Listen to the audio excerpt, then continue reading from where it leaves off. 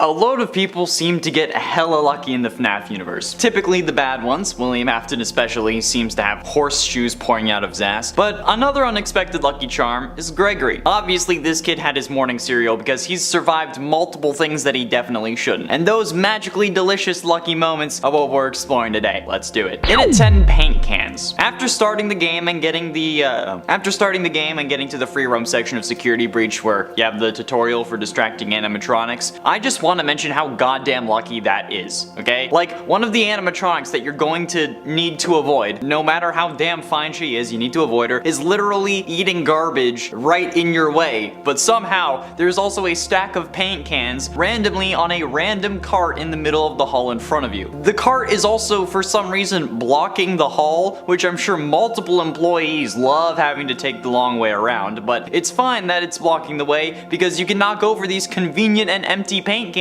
so that Chica will come and investigate it. I'd say her taking the way that she does is also lucky, however, this is like one of the only times where pathing makes sense since she's right next to the door that she ends up using, and I think that any other person in this situation would have done the same thing. However, one thing that I don't understand is in at 9, inconvenient exit. During the so-called interrogation and torture scene in Parts and Service, from what I've been seeing YouTube videos titled online, Vanessa is questioning Freddy about Gregory and accusing him of helping Gregory, which I mean is true, but she shouldn't have to actually accuse him of that, more on that later. But after telling him that she's gonna leave him down there until his casing can be put on a new endo, which doesn't really make sense if the coating is the issue and not the endoskeleton, like, still, why would you leave to go to Rockstar Row through Roxy's lift when you could easily have just turned around, come our way, and headed into the main atrium? That's where Gregory is for the majority of the game. That's where all the animatronics have been spotting him, and it would make more sense to go there than to Rockstar Row, where maybe he was seen twice at this point. I don't know, it seems weird to me, but the reason that this is lucky is because had she chosen to go the more logical route, which would have been towards us, she would have walked through the doors we were hiding behind, and it's not like we have much room to hide around them, okay? The walls on either side of this door are made of glass. She would see us run into the charging station or wherever else we went. So yeah, her choosing to exit in the most inconvenient way to her actually ends up helping us out. And at 8, Freddy. Just everything that Gregory does with Freddy seems to work out eventually, even if not at first. Look at what he does before the doors actually close the first time. He sends us to get a pass in order to free him from the green room, and then everything seems to be going well. But then for some random reason, without ever mentioning this before, he tells us that he senses that we are broken and that he needs to bring us to a medical tent so that he can fix us up. Whether this was meant to be a nod to Crying Child or not in this case doesn't matter. Point is here that it didn't do anything, okay? We get a run-in with Vanessa that later turns into a TikTok meme,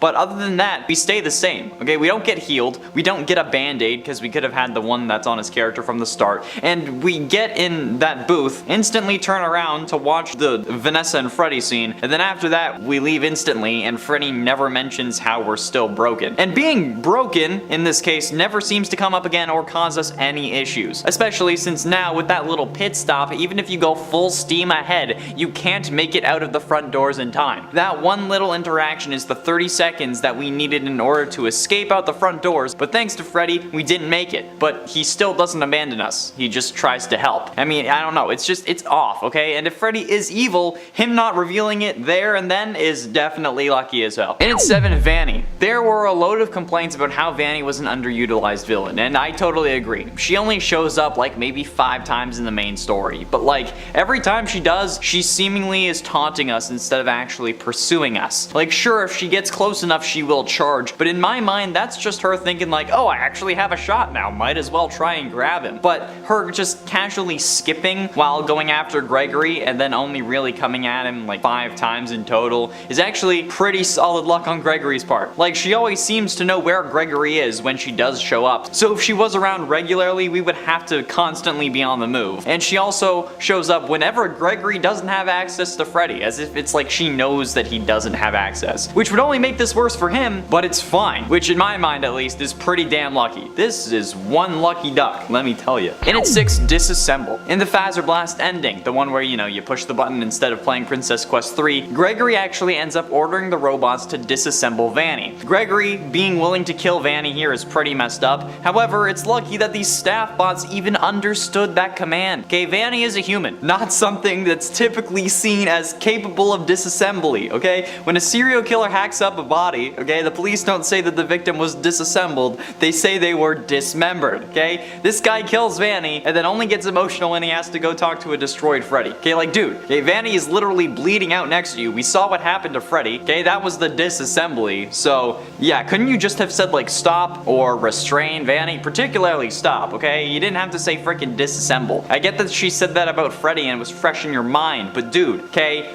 You're not panicking about literally anything else. And if the robots hadn't understood that command because, you know, humans aren't disassembled, then it would have caused you a hell of a lot of pain. It worked on Freddy because robots can be disassembled because they get assembled in the first place. But now I am definitely going to start calling pregnancy assembling a human now, so that's fun. Thanks for that. Halfway through into number 5, extreme measures. Speaking of which, Gregory being willing to kill Vanny at the end of the phaser blast room is pretty messed up. Especially if this kid is meant to be like 10 or 11, which is what everyone seems to believe. This kid is easily able to destroy all 3 animatronics without a moment's hesitation and then use their upgrades on Freddy. He is willing to kill Vanny, like I said, despite actually seemingly knowing her, like we see in the best ending, and he burns Burn Trap multiple times in an attempt to stop him from taking control over Freddy. So, what the absolute living hell is this kid doing and how is he so nonchalant about this whole thing? This guy kills Vanny and then only gets emotional when he has to go and talk to a destroyed Freddy. Like, dude, Vanny is literally bleeding out mere feet from you. Couldn't you have just said like, stop Vanny or restrain Vanny, not freaking disassemble Vanny? I get that she said that about Freddy and it's fresh on your mind, but dude, you're not panicking about literally anything else. So just say something that doesn't involve a human dying, for God's sakes. Especially if you know her. In at 4, Vanessa. Like I just mentioned, his relationship with Vanessa also seemingly makes no sense. We're willing to kill her in one ending, she kills us in another, but if we free her from William's control, she ends up taking us out for ice cream, and we sit on a hill with Glamrock Freddy's head, no big deal. Like this lady just spent 6 hours trying to kill you, bro. You think that it would be a little more difficult to just go out and chill with her, even if she did offer you ice cream? Like, would you get into her unmarked van if she offered you ice cream? I doubt it. So like, why do you think this is a good idea?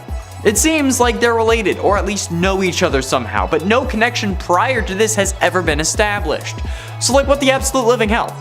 And Gregory isn't mentioned in Vanessa's therapy sessions and vice versa. Vanessa isn't mentioned to Gregory in those sessions, if those sessions are for Gregory at least. But even if they are Gregory's, who made him associated with the company? It could have been Vanessa, but wouldn't they have ended up mentioning her odd behavior or asked Vanessa about her younger brother or foster brother or whatever the hell he is?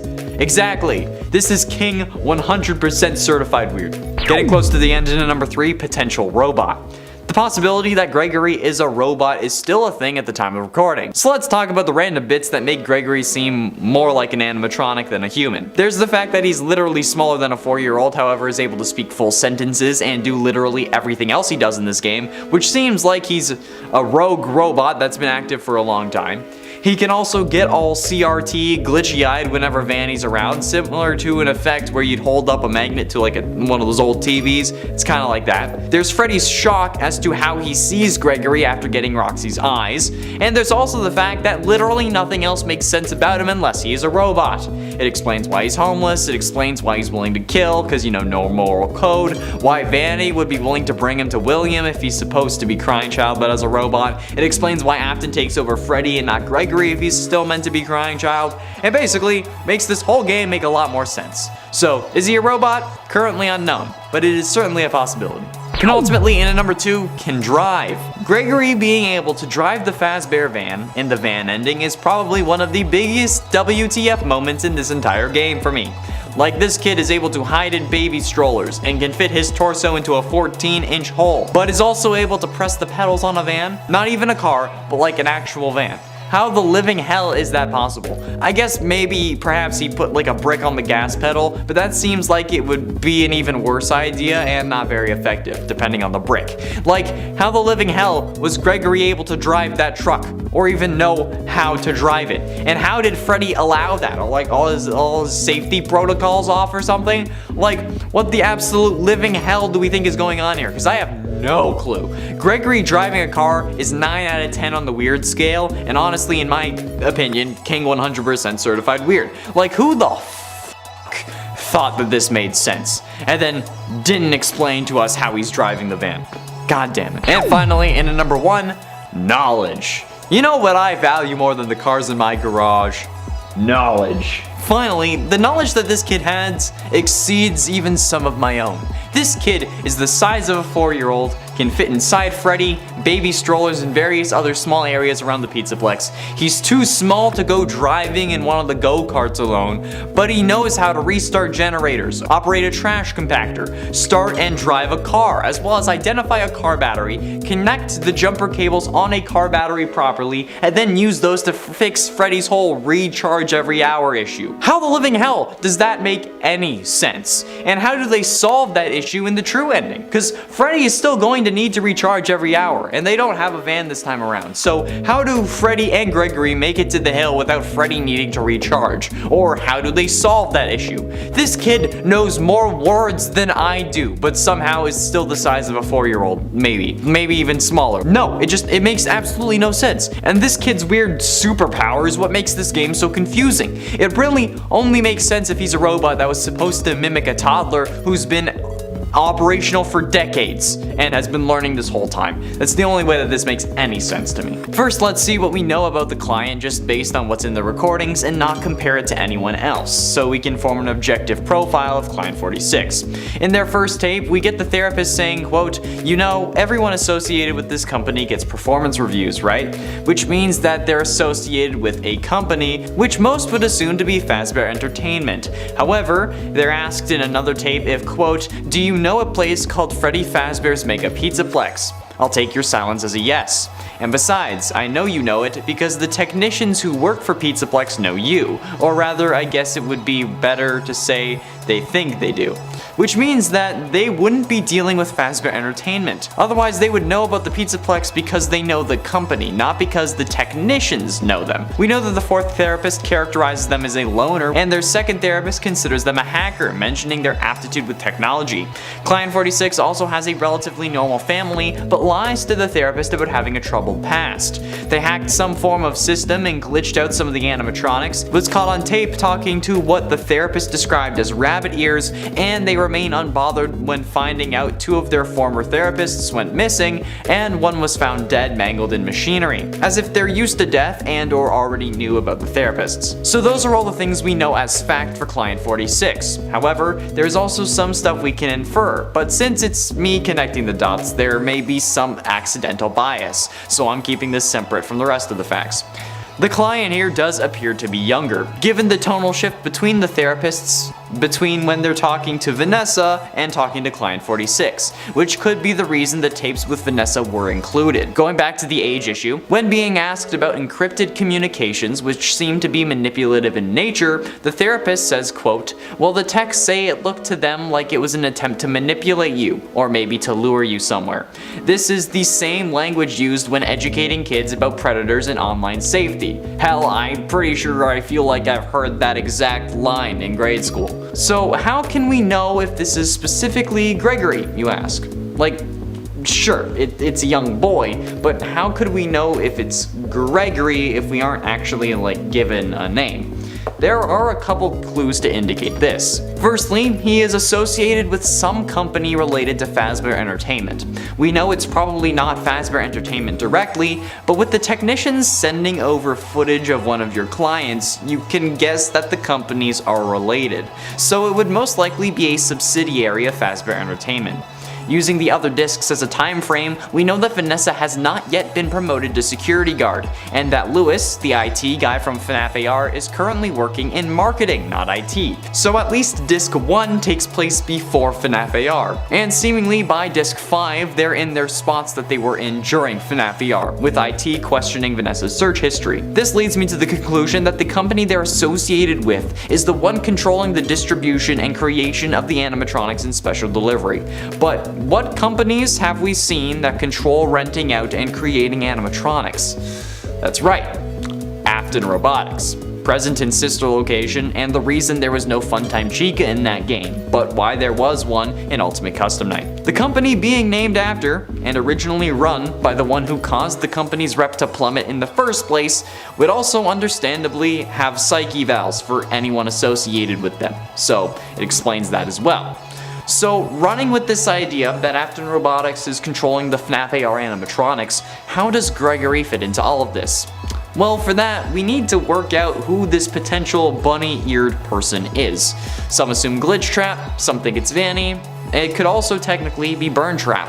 However, the therapist never really gives us a color of the ears, only the detail that they look like bunny ears.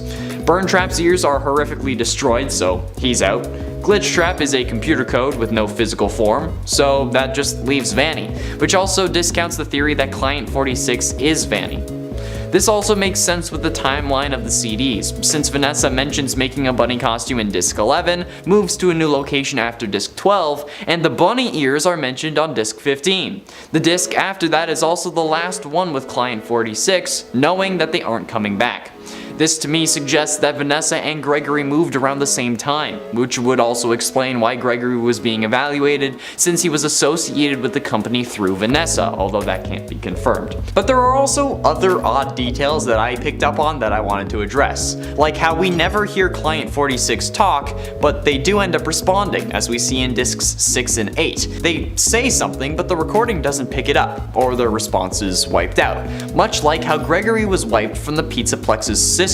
46 also shows up to the Pizzaplex randomly, unannounced, despite not working there, and in the picture that showcased the bunny ears, we can also hear that the camera is distorted around them, but that the therapist still says that the blob, I guess, looks like Client 46. So why would the camera be distorted around us? Seems to me like it could be when you take a picture of a computer screen with your phone and you get those like lines going across the screen, or like how shapeshifters in Supernatural have the laser eyes when they're on camera. It seems like this person isn't entirely human, perhaps part robot. Robot speculation aside, I feel confident in the fact that Client 46 is Gregory. The only issue I have now is why was he hacking the animatronics? He definitely had a purpose, since to quote disc 16, what I understand is that the glitch stopped being a glitch and turned into an intentional set of subroutines that were aimed at creating the same thing the glitch created. Those subroutines seem to have come from you. Can you explain that? And don't worry there, Doc, I think I can explain it. There is either a good or evil motive for this hack, and I don't really know which is more likely, but I have a feeling as to which ones. But let's look at both. The evil motive would be that Gregory is working with William and Vanessa, so he hacked the animatronics and made sure that the glitch he caused instilled itself into the robots so that his work wouldn't be undone, to perhaps distract them from what's going on underneath the Pizzaplex. Hence why he would be talking to Vanny all nonchalant, like seems to be the case in that photo I mentioned. The good intention, however, which is the one I think would push the story further ahead and is probably the more likely one, is that Gregory is indeed a crying child robot. He learned of his father's misdeeds and whatnot over the years, and before being transferred into the next aged up model, he ran away. Over the next 40 some odd years, he would learn about coding in order to hopefully be able to counter what his father had been doing. But once he heard of the FNAF 6 fire, he figured it was all over. Once Fazbear Entertainment came back with a VR game and a special delivery system for new animatronics though, he realized what he needed to do. So he got on Vanessa's good side through possible manipulation and looking like a 5-year-old to get close to the company. He lied about his family history to the therapist so that they would keep seeing him and he would have more time in the company building so that he could then hack the animatronics, causing them to malfunction in an effort to get the company or the project at least shut down. Hence why the glitch ended up being a closed loop where it kept replicating itself so it couldn't be deleted. But when the company didn't shut down and instead built a giant mall complex, Gregory went to investigate, hacking the cameras in an effort to conceal his identity, which resulted in him finding the Vanny mask and learning that Vanessa was under his father's control. Since the line about the bunny ears goes, quote, "You're talking to someone or something, it's hard to tell."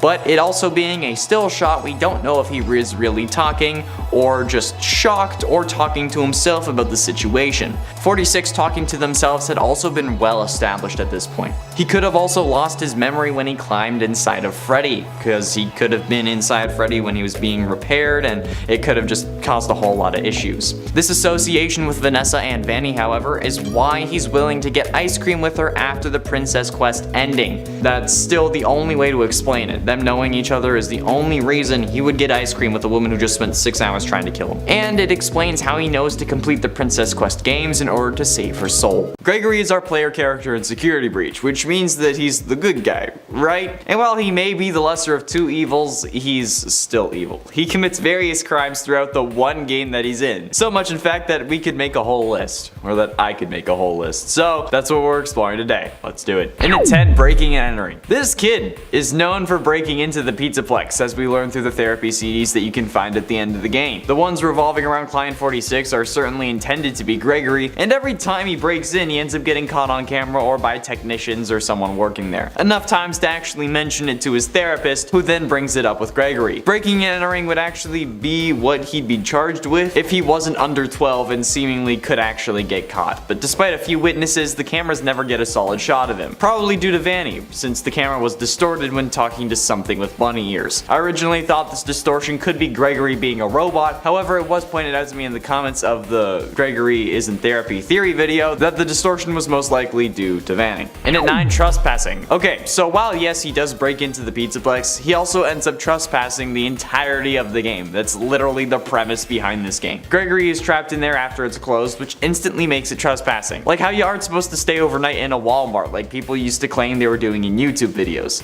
Yeah, well if they actually did that, it's trespassing. And so with this, he gets told to leave multiple times and the security guard is at least seemingly trying to help him get home. At least legally speaking she is. So assuming he ends up getting caught, he could be charged, although with everything else that happened I don't think they'd actually end up charging him. But he even goes into restricted sections of the Pizzaplex, like where we find the true ending and where we go after we crush Chica. So yeah, he's definitely trespassing in the entirety of this game. Ironically, he only ends up getting killed when he stops. And at 8, steals security badges. Not only is this just like a stealthy kid, he's also a thief. This guy steals so many things from the Pizzaplex, like not to mention all the little gift boxes you can find around. He also steals all the security badges that end up getting him level 7 clearance as a 6-year-old or however old he is. It's really unclear because he can't ride the go-karts alone and he can fit in Freddy's chest cavity but can also speak full sentences with proper grammar and stuff. No idea how old he is, but he's still able to gain level 7 clearance. That's ridiculous. I don't think I would technically count it as impersonating a security guard because he's not really doing that, but that is absolutely stealing. And this isn't the only time too. He steals more than just some prizes and some badges. It gets even worse than just stealing. Like worse in both the vein of the severity of the crime and in general the severity of the stealing. And at 7, steals merch. While yes, Gregory does steal multiple items while we play the game, he's also stolen some stuff prior to the game starting. If you pay attention to his character model and some of the comic panels and various endings, we can see that his shirt and shoes, are at the very least, are Freddy Fazbear themed. They have Freddy's head on them, and considering how this kid has no home, sleeping in a cardboard box at the end of the worst ending, I doubt he could really afford to properly purchase Fazbear Entertainment clothing. And considering how he's breaking in, I feel like it's needless to say that he stole the clothes off of Fazbear's back. This is why they have to keep reopening, otherwise they'd be so bankrupt the current CEO, whoever they are, would end up having to actually also live in a cardboard box. This kid alone is the reason they can never fully close and have to keep reopening. Like honestly, that's probably the only way them reopening makes sense, aside from them being money hungry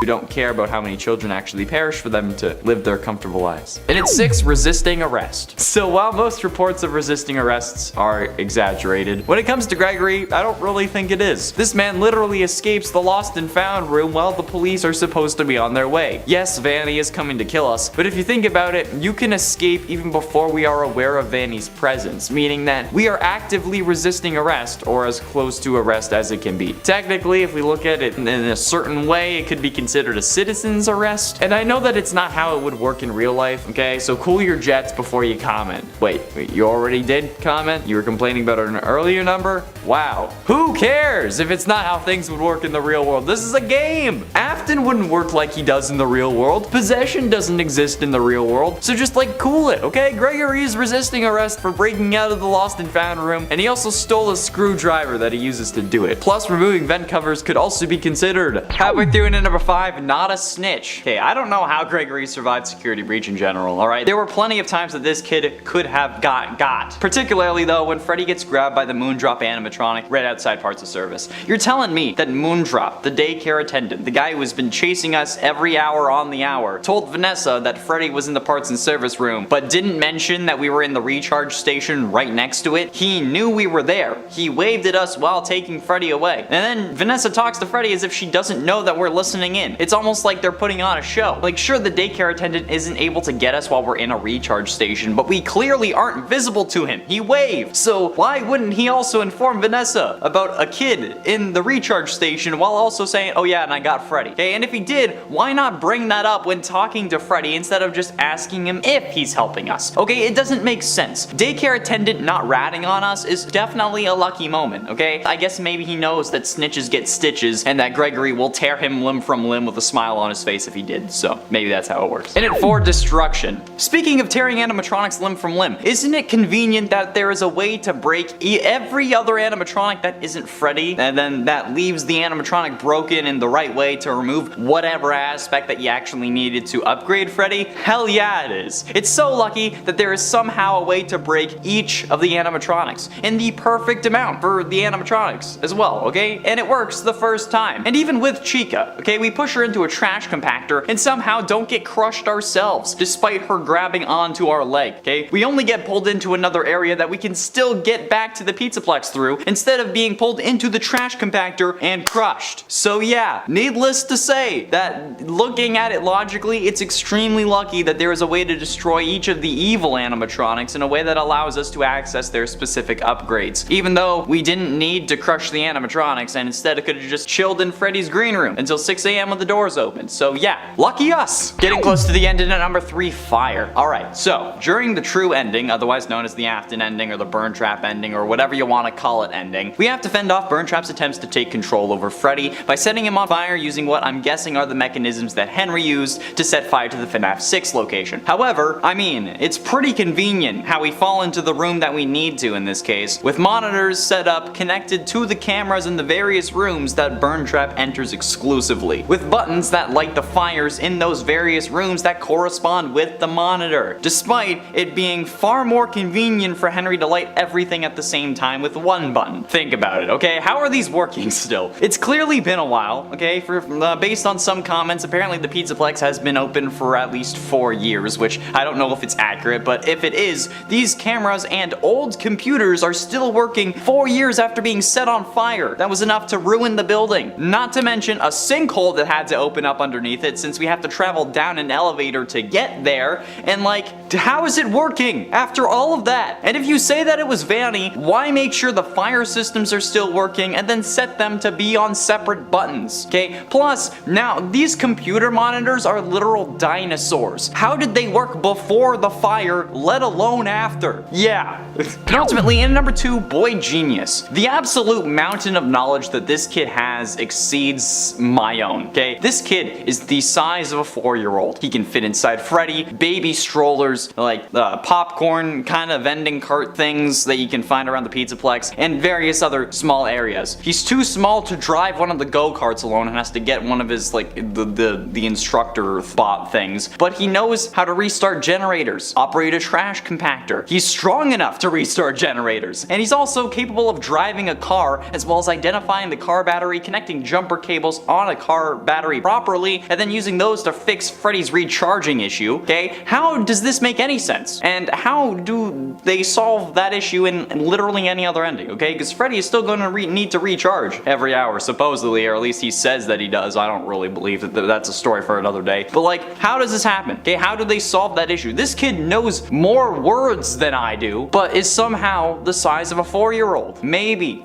even smaller, okay? It makes absolutely no sense. And this kid's weird superpower is what makes this game so confusing. It really only makes sense if he's a robot that's supposed to mimic a toddler who's been operational for decades and has been learning the whole time, okay? Or that security breach is really just a cleverly skinned Jimmy Neutron Neutron fan game, okay? Which one is more likely here? And finally, in at number 1, Free Roam Freddy. We've talked a lot about the parts and service section, okay? Because Gregory just seems to have gotten extremely lucky at multiple points in this chapter of the game, one after the other. However, the luckiest, I think, comes from after Vanessa leaves Freddy in parts and service. She says that it's so that his casing can be put on a new endo after either corporate gives the green light or they have someone on the clock who can actually just remove it and put it on someone else. But she doesn't seem to be suspicious that he's walking around Rockstar Row literally within like maybe 3 minutes if you've played this section before and don't mess up the memory game, okay? Like, who would have repaired him if not Gregory? There is literally no other living human in the Pizzaplex at this point, and the whole containment cylinder thing is to protect human beings. There are no staff bots in parts and service, and the reason you had to leave him there was because nobody else is working since it's after midnight. Why would Vanessa be so chill about Freddy walking around after that? I mean, like, she literally left him with his head removed, and if she assumed that somehow he did it himself, why wouldn't she then confine him to his room if he's that suspicious? Especially after just accusing him of helping to protect Gregory. It was something that confused me so much in my first playthrough, so I figured that Vanessa would pull us out of Freddy if we got too close. But I walked up to her to test it, and nothing. It would have been easy to make just a little modification to her code for this part of the game and make her actually be like, why are you here? Rip out Freddy. Or rip out Gregory, not Freddy. But like, come on, you could have made Vanessa a little bit more dangerous at this point, but no, okay? Gregory venting certainly isn't the only thing that's sus about this game. Let me just say that. Who is the ghost with the most? Is it you, Gregory? Welcome back, my fellow gamers, to another FNAF security breach theory video. Today we'll be talking about everyone's favorite security breach character because, well, we all play as him, Gregory. Okay, so admittedly, Glamrock Freddy is my favorite character, and then probably Glamrock Chica, and then Vanny, then Gregory, but he ranks in the top at least because he is the protagonist, and that's just how that cookie crumbles. But speaking of cookies, can you eat them if you're a ghost? Perhaps not. Part of the reason why I was initially suspicious of Gregory being a ghost was his very mysterious origin. The Pizzaplex seems to have no records of him and is unable to locate his parents or even any trace of him in the system, implying he somehow, I guess, snuck into the Pizzaplex, or perhaps he is a victim that never left. I know we get that ending where Gregory is sleeping in the streets homeless, but don't worry, I'll be talking about that too and how I think that could actually play into my theory of Gregory being a ghost and possibly a victim of villainous and murderous animatronics. But more on that later. Getting back to those cookies, let's talk about them. Can you eat cookies or drink drinks if you're dead? Well, I personally do not think you can. The drinks and food wouldn't be able to be processed by your ghostly form, so it really wouldn't make sense for you to be able to. We've all seen what happens when someone like Slimer from Ghostbuster eats food. It kind of just goes right through him, and if anything, it turns into like slime or ectoplasm. You can't really like process it properly. It's pretty gross. Now, Gregory never seems to be compelled to eat, so we don't know for sure, but it also seems odd that you would be collecting so many tasty and limited edition drinks and food items without being able to eat them, which in this game, for some reason, you just can't do that. It's especially weird actually because when you play in Help Wanted, you can eat things, and that's like a VR game, so I don't understand how that all works. And throughout the course of the evening, Gregory doesn't even express that he is hungry, and that is a long time and a lot of running around to do and not to be hungry from. If you're alive, that is. Which, like I said, I really think this is more evidence that Gregory may no longer be considered as such. Spirits don't really have a need to get hungry as they don't have proper bods, so they don't need to like fuel them. They're just ghosty ghosts. They don't have physical forms, you know? Aside from not being able to eat, you also don't seem to feel much of any normal human pains. Gregory gets tired periodically from prolonged running and crawling in terms of his stamina bar, but he doesn't actually express getting tired in terms of like being sleepy. He's never like, oh my gosh, I'm like so tired. Okay, so like maybe when Moondrop is coming around trying to make you sleepy, but I don't know, that's some weird stuff. That's a thing that every time I talk about it, I'm like, I don't even know if this should be in this game. Considering how late Gregory is staying up for a normal human child, it's pretty odd that he doesn't ever express being like tired from staying up too late. Of course, if you're a robot, then the normal everyday pains experienced in human life wouldn't affect you. You don't need to sleep, so why would you get tired? Which, you know, he could also be an animatronic. Sure, we see him trying to sleep in an alley in one of the endings, but we don't actually hear him express feeling tired or ever see him fully asleep. So I'm thinking either animatronic or ghosty ghost. Take your pick. We're focusing on ghosts though in this theory, so let's get back to that. Right at the beginning of this game, I was pretty suspicious of Gregory when it came to him being a real living kid. Something was weird about him. I don't know, there's something off about Gregory. I just look at him and I'm like, I don't know, what's up with you? Are you real? Are you a real boy? Right at the beginning, he generally just seemed to be too big to actually fit into Freddy's stomach cavity. Especially when you learn, at least initially, there was also a Fazwatch dispenser in there somehow. I know these stomachs are in theory possibly based off of Williams' designs, which were about capturing kids, or at least seemed to be from his sinister perspective. But in this game, even Glamrock Freddy seems to think Gregory moving around inside of him is dangerous, as that is an area that is really only meant to be large enough for moving things like birthday cakes and piñatas. I imagine even the piñatas would actually have to be really small though, because that cavity does not look big enough for a piñata to me. Also, I don't know about you, but I don't think I've ever seen a birthday cake for a kid's party that was large enough to be considered the size of a small child. Like, how big would that cake have to be for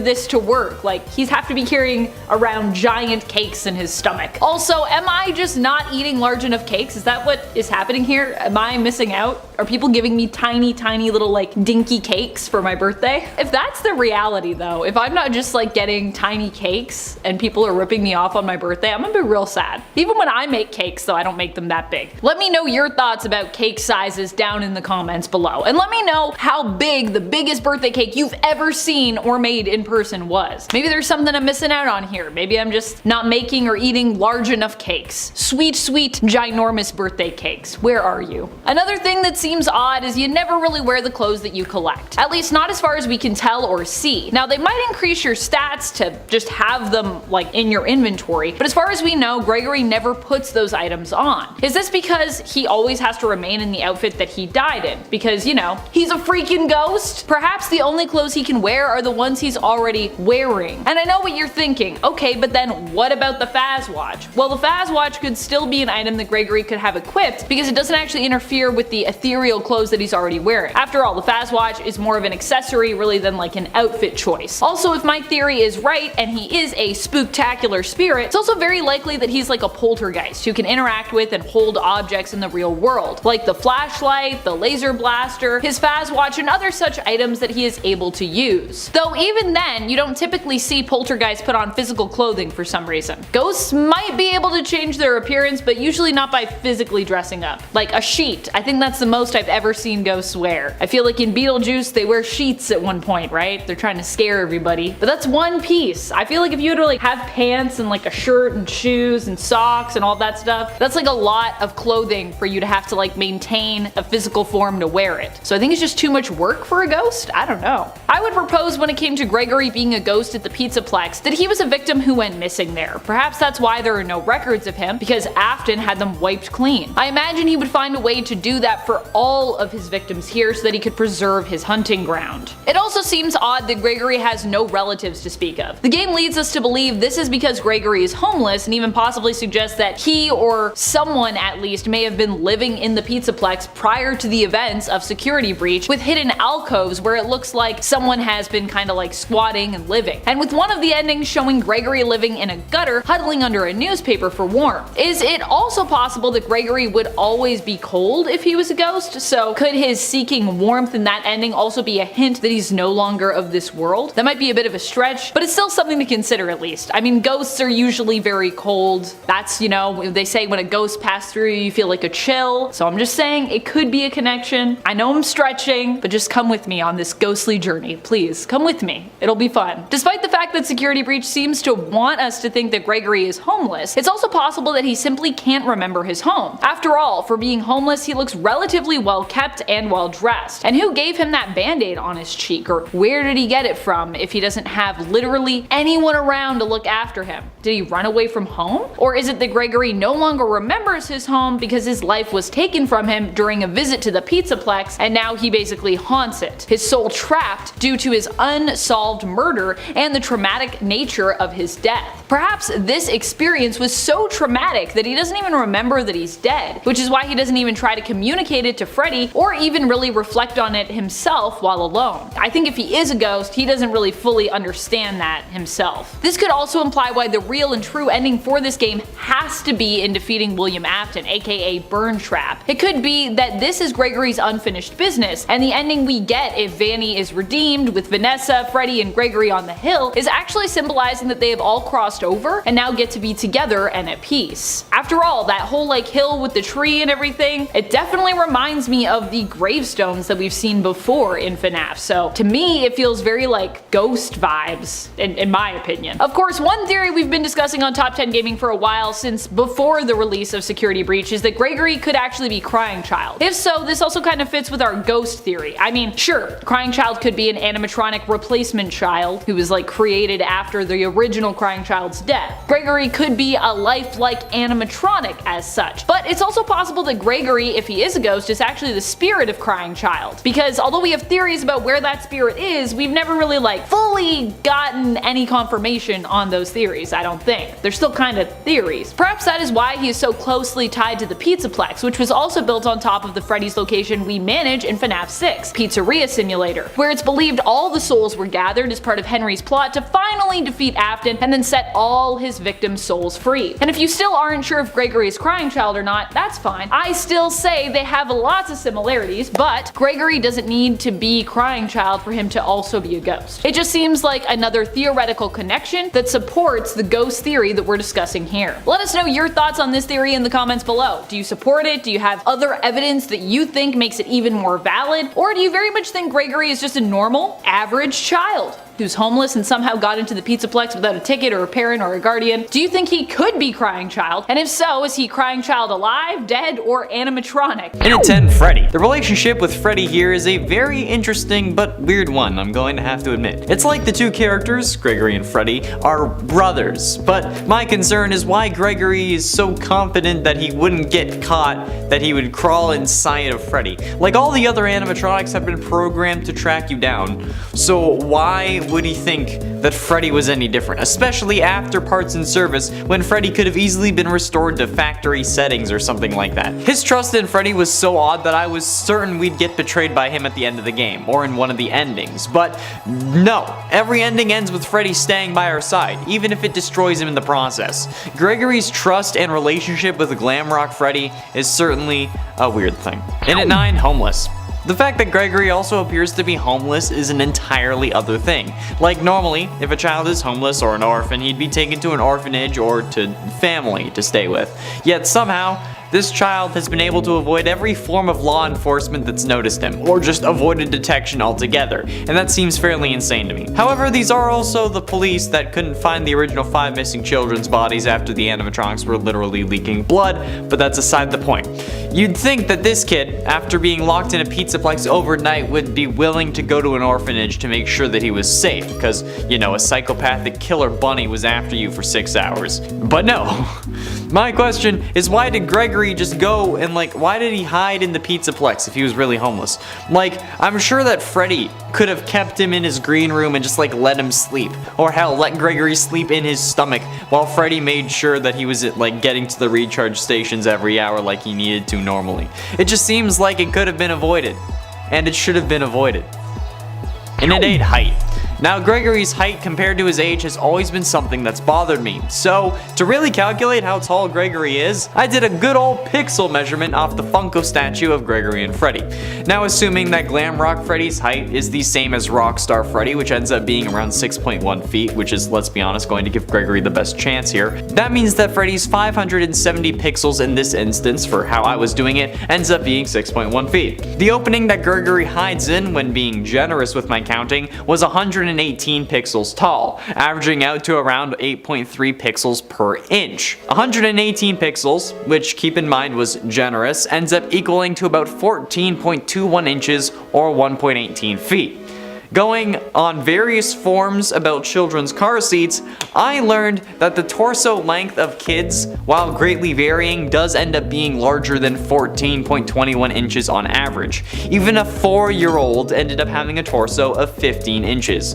So Gregory ends up fitting his entire torso into the cavity with room to spare. I double checked the measurements because that just seemed off to me, and it still worked out properly. So Gregory's torso is smaller than that of a 4-year-old. So like, what the is going on here?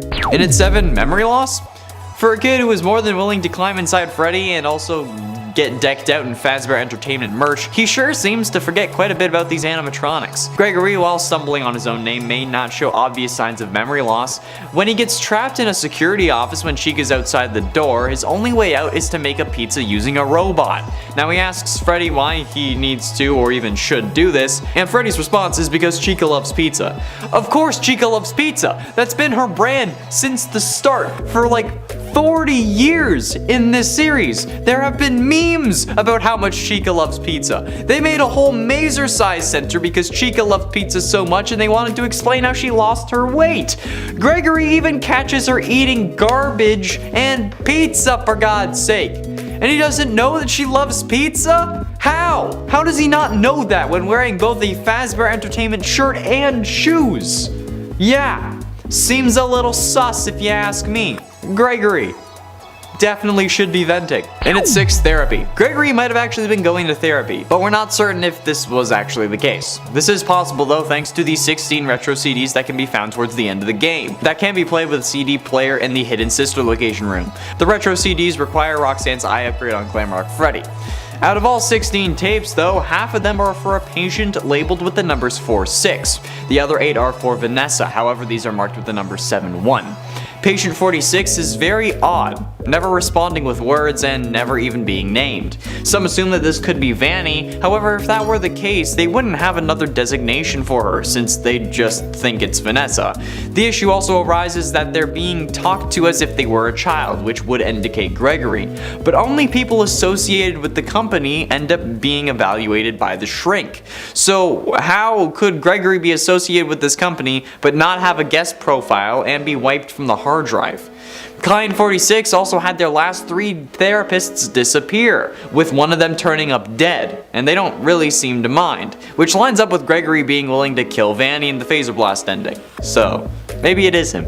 Halfway through into number 5, vandalism. Not only does Gregory damage multiple vents and vent covers throughout the game, but the main objective of the game is actually a crime. Yeah, that's right, you heard me. Us upgrading Freddy using the parts of other animatronics that we acquire through destructive means is indeed vandalism. Or it could be considered destruction of property instead if you wanted to head, I guess, maybe more of a specific route or in that direction. Either way, destroying these animatronics, despite them trying to get to us, is a crime. Technically, we don't know what happens when we get caught by an animatronic. Our screen cuts out before we see any real harm come to us, so we are assuming that we get killed, which is the likely scenario, but it's still merely an assumption. Plus, they're animatronics, so we can't really claim self-defense. I mean, like, I guess it would depend on the jury and the judge as to whether you could claim self-defense or not. Like, yeah, you feared for your life, but does that really call for hitting Roxy with a go-kart, crushing Chica in a trash compactor, and then smashing Monty with a giant bucket? Or could you just have, like, hid inside Freddy's green room the whole time? They could also even use the fact that Freddy was good and helping you as a reason as to why the rest wouldn't have hurt you.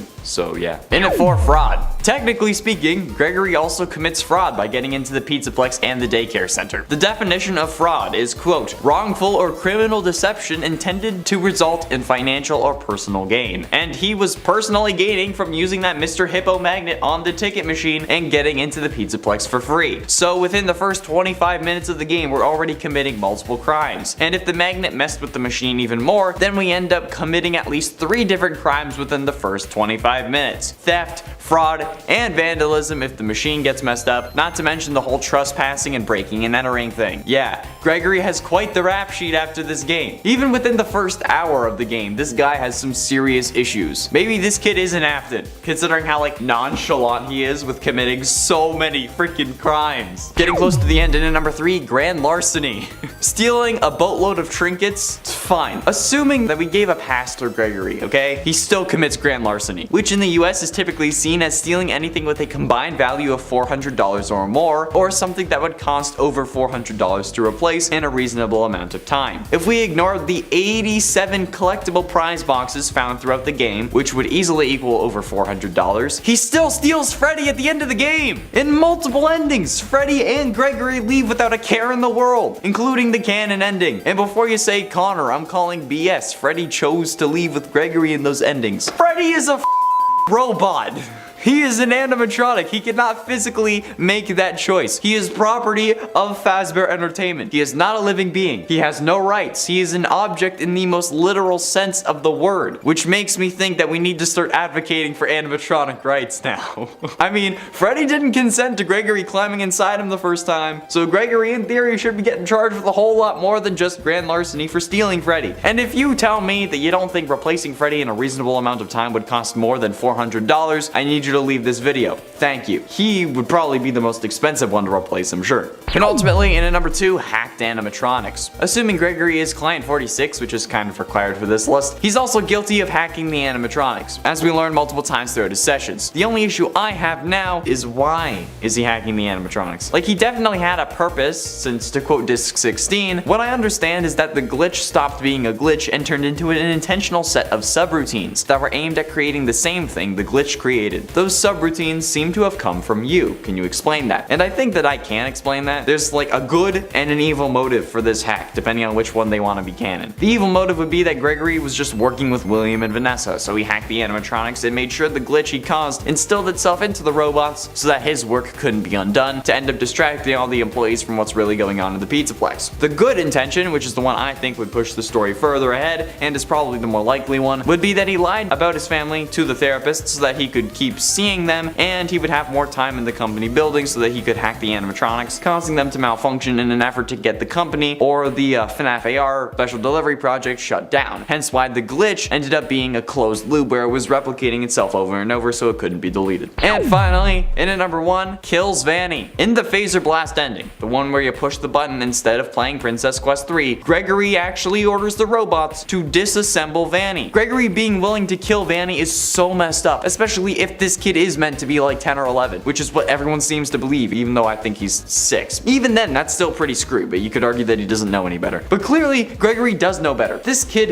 is easily able to destroy all 3 animatronics without a moment's hesitation, and then use their upgrades on Freddy. He is willing to kill Vanny, like I said, despite actually seemingly knowing her, like we see in the best ending, and he burns Burn Trap multiple times in an attempt to stop him from taking control over Freddy. So what the living hell is this kid doing, and how is he so nonchalant about this whole thing? This guy kills Vanny and then only gets emotional and starts crying when he has to talk to a destroyed Freddy. Like, dude, Vanny is literally gushing blood next to you. Like, right there. Couldn't you have just said, like, stop or restrain? Not freaking disassemble? Like, I get that she said that about Freddy and that it's up in your noggin, okay? But dude, you're not panicking about literally everything else that I've mentioned on this list. Gregory commits murder in one of the endings to this game. What the hell is this kid? That's all the time we have for today, friends. Thank you all so much for watching. I have been and shall remain Connor Monroe, and I'll see you in another video, unless Gregory gets to me after I make this list.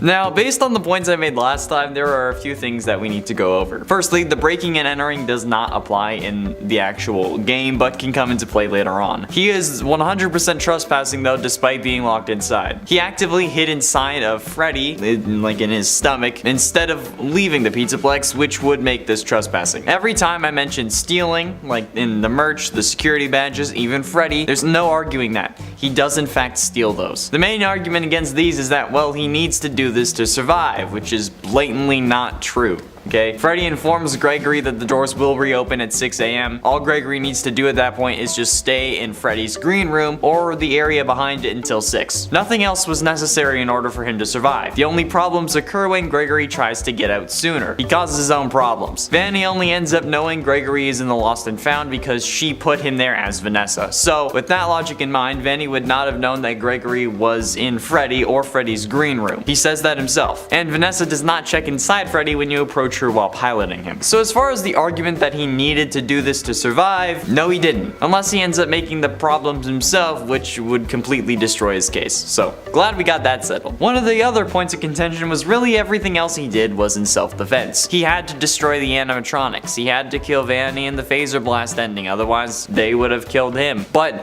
while self-defense does sometimes justify killing in order to protect yourself or your loved ones, this is typically used for human-on-human interactions.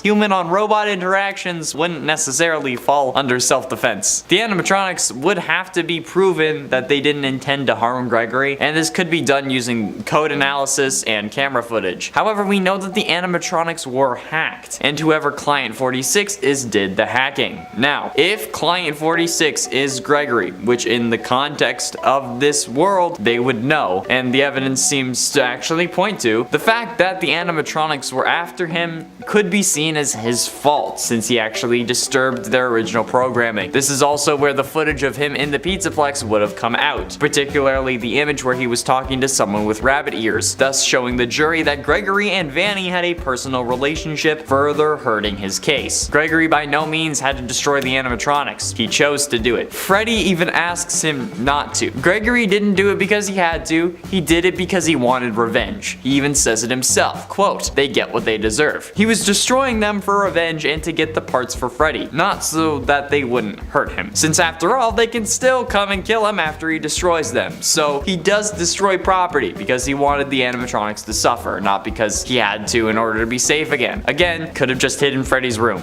or somewhere else. People are also saying that he's homeless, so he has to steal. Firstly, homeless or not, it's still illegal to steal. And secondly, I don't think that he needs Roxy balloons, action figures, and stuffed characters in order to survive another day. I'm not saying that he shouldn't keep himself alive, I'm just saying that what he's doing is illegal, which is true no matter who you are. And anything I included in those numbers was not a story item, and instead the extra items that you do not need in order to beat the game. And you didn't need to steal Freddy at all. There's no justification for him running off with Freddy other than the fact that they're friends. But then again, it's grand larceny and illegal. One commenter decided to try and provide legal defense for Gregory in a lighthearted manner because that was also the point of the video. So I'd like to reply to Jason Ross's defense for the theft of security badges. Quote from his comment, "While this is technically a crime, I think he could make a strong case with any halfways decent lawyer that he did so out of necessity. He stole stuff to help further his attempts to escape unlawful confinement and other crimes committed against him. Stealing those items he stole was necessary to save himself. He would never have survived the night if he didn't steal." First of all, you just outright admitted that it was a crime, which an actual attorney would have torn to shreds. Secondly, like I've been saying, he could have been hiding the entire time, okay? He would have survived if he had just hid until 6. He doesn't escape any sooner than 6 a.m. You progressing throughout the game just makes the time go to 6. He never escapes sooner. He did not have to steal the security badges. Unlawful confinement, as you said, is described as whoever wrongfully restrains a person as to prevent that person to move beyond a certain restricted limit is said to have committed the offense of wrongful confinement. However, nobody restrains Gregory, literally, as well. Like, they don't actually time to anything. He gets himself locked in the Pizzaplex. Nobody locked him in there intentionally. The doors close automatically at midnight, and he had plenty of time to leave, but didn't, and he chose to climb inside Freddy, which also ruins your argument against trespassing, which was also wrongful confinement. And for all intents and purposes, in the eyes of the law and any outsiders, Vanessa was actively trying to help him. There are recordings of her claiming to have called called the police, which would have been verified certainly, but even if she had called them and claimed something else, the record of her calling 911 would be there. Most of Ross's case relies on unlawful confinement. However, staying in somewhere and then wanting to leave does not constitute unlawful confinement. And to the public, Vanessa was trying to help get him home, but he was avoiding her. We know that she was trying to kill him, but the public doesn't. Now for the biggest issue that everyone seemed to have with this list, the one that I'm sure y'all clicked on this video for. The claim that killing Vanny was murder and not self-defense. And this claim is really the reason I wanted to make this video, because I can't reply to every single comment that was referring to this, okay? Self-defense can be a defense to an assault, battery, and criminal homicide because it always involves the use of force. Most states have special requirements when the defendant uses deadly force in self-defense. Deadly force is defined as any force that could potentially kill. An individual does not have to actually die for the force to be considered deadly. Examples of deadly force are the use of a knife, gun, vehicle, or even bare hands when there is a disparity in size between the two individuals. Or, in this case, the use of animatronic robots to kill Vanny, as Gregory does in the phaser blast ending, which would also set a precedent for robots being counted as deadly force. To successfully claim self-defense, a defendant must prove 4 elements. First, with exceptions, the defendant must prove that he or she was confronted with an unprovoked attack. Second, the defendant must prove that the threat of injury or death was imminent. Third, the defendant must prove that the degree of force used in self-defense was objectively reasonable under the circumstances. And fourth, the defendant must prove that he or she had an objectively reasonable fear that he or she was going to be injured or killed unless he or she used self-defense. The Model Penal Code defines self-defense as justifiable when the actor believes that such force is immediately necessary for the purposes of protecting himself against the use of unlawful force by such other person on the present occasion. Okay, so I'm willing to admit that the attack was certainly unprovoked. Vanny did not need to come after him in order to get him out of the pizzaplex. However, that second issue, the proof of threat of injury or death was imminent, is where things get complicated. At no point in the game does Vanny directly threaten Gregory with any words. Her voice lines include, "See you soon," "Disassemble Freddy," "There you are you having fun yet?" laughter, and "Let's have some fun." While menacing, none of these involve a direct threat. At no point in the game does she brandish a knife or even send the security bots after Gregory to disassemble him. She only sends the 3 main ones to collect him, who also make no appearance in this ending, therefore do not count. Yes, when she catches us we get a game over screen, but that's just us losing the game. That isn't necessarily us being killed. Us thinking that we get killed is simply an assumption because we don't see what happens next. However, in this case, since we made it to the end, Gregory had never been caught by Vanny. While yes, she does end up destroying an animatronic, it was just an animatronic. That's not really a threat on Gregory. Now, let's skip point number 3 for a minute and then move on to point number 4. That the defendant must prove that he or she had an objectively reasonable fear that he or she was going to be injured or killed unless they used self-defense. While yes, Gregory is a child, or seemingly a child, who would have a more extreme view of the world, he literally spent 6 hours running and hiding from Vanny, where he ended up surviving. In fact, he was right at the pizzaplex door to leave, but instead of leaving, he chose to go after Vanny, thus turning this act of possible self-defense into a possible act of vigilantism, or even turning Gregory into the aggressor. He and Freddy went to confront Vanny. He says himself maybe that they can catch her in her room at Phaser Blast. Gregory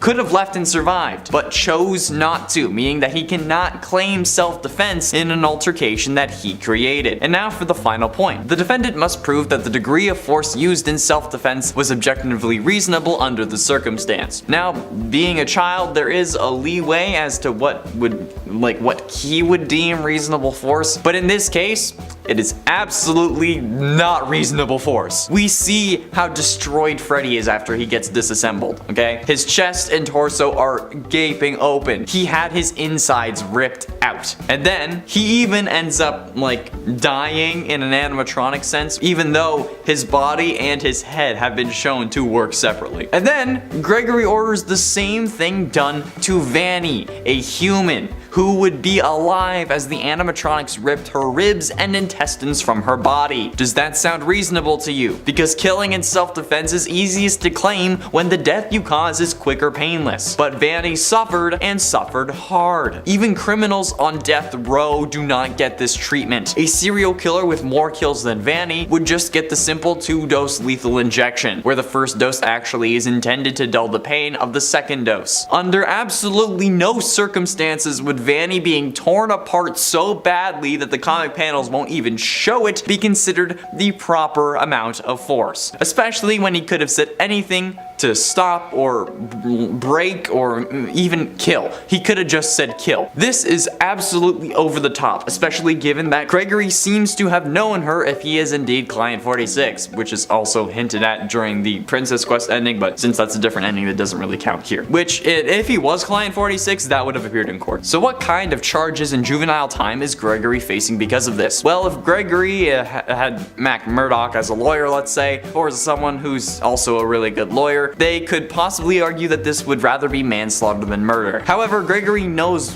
what disassemble means, so an argument that this was an accident would be very tough to pull off. But looking at the minimum sentence, there are 3 possible outcomes for how he'd be treated. 1, the child is so young or mentally incompetent to not understand what they've done and are excused for criminal and civil liability from their actions. Not the case for Gregory, who knew full well what was going on the entire time throughout this game. 2, the child is old enough to understand what they have done, but not old enough or lacking in evidence of sufficient premeditation to charge them as an adult, so they are charged and tried as juveniles, which could be the case for Gregory and is the most likely outcome. And then 3, the child is old enough to understand what they have done and there is evidence of planning and premeditation such that they can be deemed to have acted as an adult might, and they are charged as an adult, with the exception that minors may not be sentenced to death. Now, this could be the way that the courts decided to go, since after all, Gregory did intend on confronting Vanny, since he could have left the Pizzaplex but instead went after her. If he is Client 46 as well, the images of him breaking into the Pizzaplex before could be interpreted as premeditation, especially if he was investigating the Pizzaplex because of Vanny. The state could also argue that his intention was always to kill her. So, with these rules in mind, we will look at a minimum and maximum sentence. The minimum would be a manslaughter charge. However, unlike murder, manslaughter does not carry an automatic sentence of life imprisonment. It remains, however, an opinion for the court. But looking at the situation, things wouldn't look too good for Gregory. A 9-year sentence, which is not uncommon, would allow the offender to be paroled after serving 3 years of their sentence. If a firearm is involved in the offense though, a minimum sentence of 4 years is required. And while the weapon was not a firearm, it could be argued that since she was a distance from him, that it could also be considered similar. So at least Gregory would be looking at 3 to 9 years for manslaughter. If he was charged with murder, however, he would absolutely be tried as an adult. And since this is the worst case, we'll go with first-degree murder, since the court could consider this planned and deliberate. Those convicted of first-degree murder all receive the same sentence: life imprisonment with parole eligibility after 25 years. A 20-year-old convicted of first-degree murder will be eligible for parole at the age of 45, and if they behave themselves, then they're likely to receive parole. But considering Gregory's personality and your comments on that top 10 video, I doubt that he'd admit responsibility, show remorse. He doesn't seem like that kind of person, although after 25 years he may start looking at things differently, with new eyes, if you will. This is also if he ends up actually aging, because he's a real human and not a robot like we're all thinking, and if he doesn't age, a whole new investigation is gonna happen, so let's not get into that. There we have it, friends. Definitive proof that Gregory is a criminal and did not need to kill Vanny or really steal anything from the Pizzaplex. He puts himself in danger by confronting her instead of leaving, and while yes, in the bad ending he dies, how's he supposed to know that? Okay, it's not like, oh no, if I leave her I'm dead, so I might as well go down swinging. That's not how this works, okay? So don't even try